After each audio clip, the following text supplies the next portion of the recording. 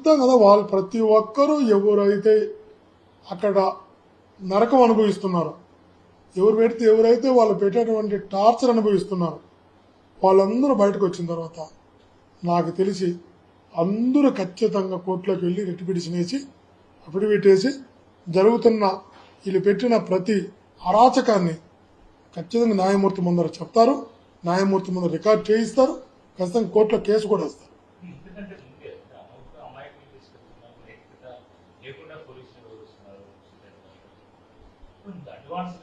మీరు చెప్పింది కరెక్టే. నైతికత లేకుండా పోలీసులు వ్యవహరించడం వల్లనే ఈ సమస్యలు వస్తున్నాయి.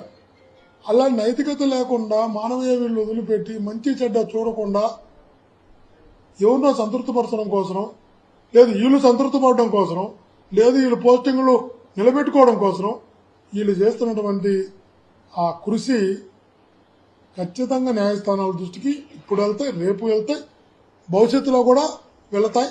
దాని ప్రభావం చాలా పరివిశానం.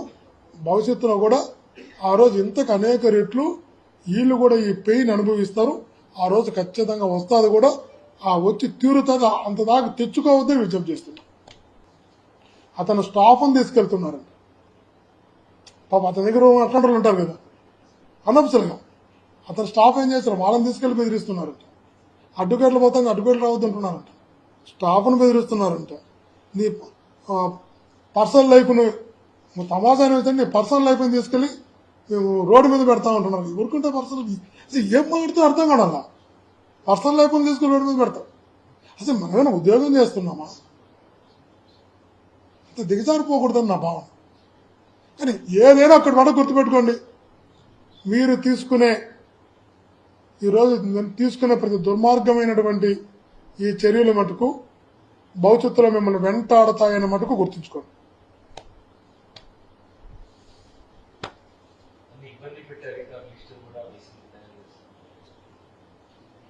బాధితులు తయారు చేసుకుంటారు కదా, అందుకే వైఎస్ఆర్సీపీ ఏం తయారు చేసే అవసరం లేదు.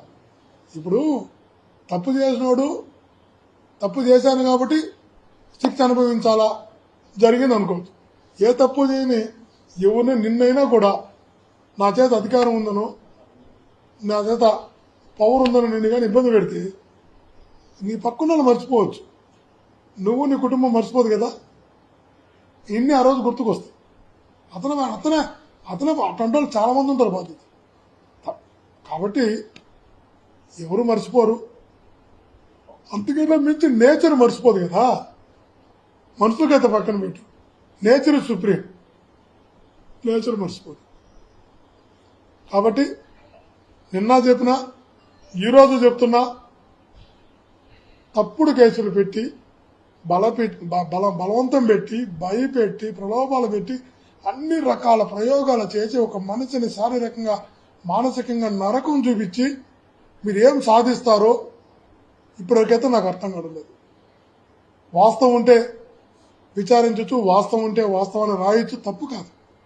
నేను ఆ గిరి అనే కానిస్టేబుల్కి 5 రోజులు ఒక కానిస్టేబుల్ 5 రోజులు విచారణ చేసినంత ఏముంటుంది కానిస్టేబుల్కి? ఒక చిన్న కానిస్టేబుల్ 5 రోజులు. ఈరోజు ఒక హైదరాబాద్లో ఉన్నటువంటి వాళ్ళు భార్యాభర్తలు ఇద్దరు, చిన్న బిడ్డ కూడా 2 రోజులు సిటీ ఆఫీసులో.